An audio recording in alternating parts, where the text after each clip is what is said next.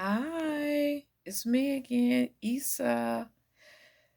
Whew, you all, this has been an amazing past uh 6 months. Although I've posted um a few times during the past 6 months, but as I look back, the past 6 months has been very interesting. And also the making of a story. Yeah. And I'm going to lead with that, the making of a story. And as a widow and accepting the fact that I am no longer the person I was prior to my spouse transitioning. But I knew that. That's why I did a video series um, that you all can watch called "How Well Are You with Change?" Because you do not come through this process the same. It's not designed that way, and it's amazing if you allow it to be. And it is wonderful only if you allow it to be. Okay. And recently I saw this like cartoon um and it showed two people and the number 6 in between them. One at the north side of the 6 and one is at the south side. And the argument is who is right? The one at the south end sees a 6. The one on the north end sees a 9. The number hadn't changed. The number, theoretically, and it's the same. It didn't shift. It didn't do anything. It's just that the position and the vantage point of each person's view of it was different. And that's how I see death, okay? And change. Because at one point I was in the north end of the number 6.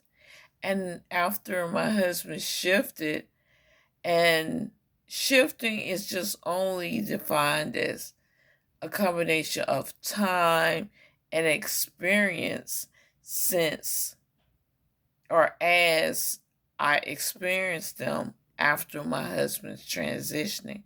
So now I'm at the other end of the number, and now I see a 9. Go figure, right? The number didn't change, just like with death. It's not going to change. It's a natural promise. And it's a beautiful one. And it should inspire us to stay in the now, to celebrate right now, and to sow wonderful seeds of unconditional agape love, kindness, and be yourself, your authentic self. All right. And have all of the most beautiful intentions means a lot. But the reason I give the example of the number, and the different vantage points is because you do change. And as a widow in the past 6 months, I have noticed, or well, I don't say notice because I noticed change in my life a few years ago, but accepting the change. All right. And that comes with one, self-awareness. Being honest and true to yourself. Because if you can't be honest with yourself, you can't get through this process as healthy as you can. All right. So, what do I mean by that? That is, you are an expert on yourself. And you all know I truly support professional counseling. You know, someone that doesn't have to be invited to lunch or to dinner. You follow me? Someone that's outside of your friend and family dynamic who can give you the truth based on what you tell them verbally, and the professional can see where the gaps are and really get to the truth or the motivation behind certain behavior patterns that we know we have, and those subconscious behavior patterns that we just haven't identified. Okay.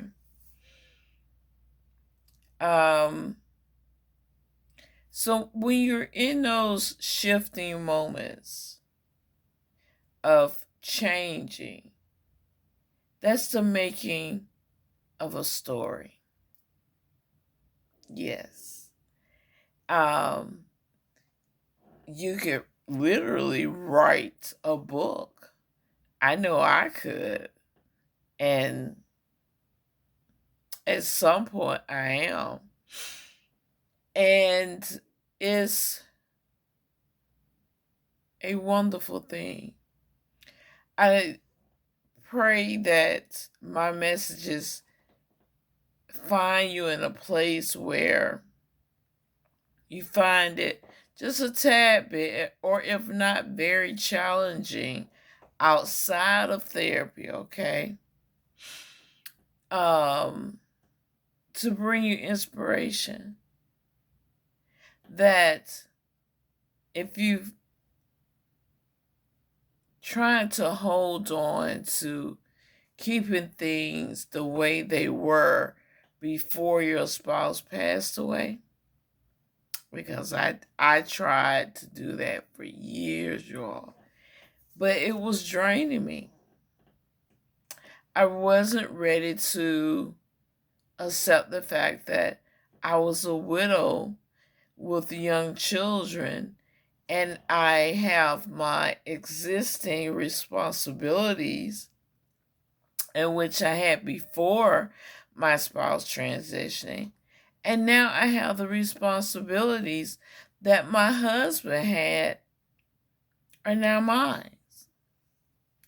So, in essence, try, as best you can, pace yourself, write to-do lists, if you're able to, and if people are available to you, reach out for help, receive help, be open to healthy assistance, okay? And you know what that looks like. But at the in the making of your story, recognize that you are no longer that person anymore. All right. And I truly believe the closer we are to accepting that we are in the process of rediscovering who we are, because there are some aspects of myself that I still am. I'm still this, I have the same behavioral and mannerisms before my husband passed away. But those mannerisms, some have been kind of watered down, some have been strengthened, and also, like I said, with having new responsibilities, it's like I'm a whole new creation. So I'm rediscovering and discovering myself, my new self. And I'm telling you, it is a journey. But I want to inspire you, let you know it's okay. And this journey, you're not alone. All right. So in making this new story of your life, just a few things. Pace yourself. Okay. If you can't get to everything on your to-do list today, then put it on the list for tomorrow. Okay. Third, also reach out for healthy assistance if need be. All right. Fourth, definitely, and I do mean this, definitely stay positive. Do not, under any circumstances, defeat yourself, okay? Because it doesn't help with anything. I promise you that. Those, self-defeating um, words like, oh my gosh, I could have done better, and I missed the mark, so that means I'm a failure. No, it doesn't. It means you're human, okay? That's all it means, is that you're human, all right? There's literally not much you can do that can't be undone. It may be a little uncomfortable, but you can undo it, for the most part. So just in the making of your new life as a widow or widower, in the making of your story, your new life story, make it adventurous. Okay. Be intentional on your joy. All right. And your happiness. And be intentional on your healing. All right. And just make sure in this process that you have good intentions. All right. And that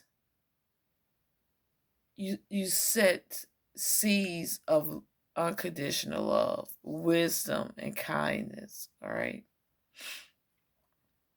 Because with anything, what goes around comes around, but that's all. I am actually going to post another video. I'm trying to actually stay within 15 minutes, but you guys know I'll get in here like right now and talk about something else because I get really excited in sharing with you the beautiful and those things that where I missed the mark. But the thing is, like in Frank Sinatra's song, I've had regrets, but there's so little to mention. Okay. So don't think my life is super perfect, but it is super beautiful. All right. And so can yours. And I just know that if you keep watching and keep listening and be inspired, you will get through it. Year 1, 2, 3, you're going to get through it. I am coming upon my, what would have been my, what? Oh my goodness. I should know this, right? I think 17th or 18th wedding anniversary. And, you know, trying to hold in those first few years after my husband passed away, I used to hold on to our wedding anniversary and still celebrate it. And it's like now I think of it and I think of the memories, but I don't feel any anxiety if I don't celebrate anymore. I used to be like, felt guilty, some form of guilt if I didn't celebrate or commemorate our wedding anniversary every year. I'm no longer there anymore. My husband and I share some wonderful memories, but I no longer feel any type of regret or remorse if I choose not to celebrate what would have been our wedding anniversary. So always remember, you're going to get through it. Just be intentional. There I go, get old 15 minutes. All right. Be blessed. And remember to hit the thumbs up button. All right. Talk to you all later. Bye.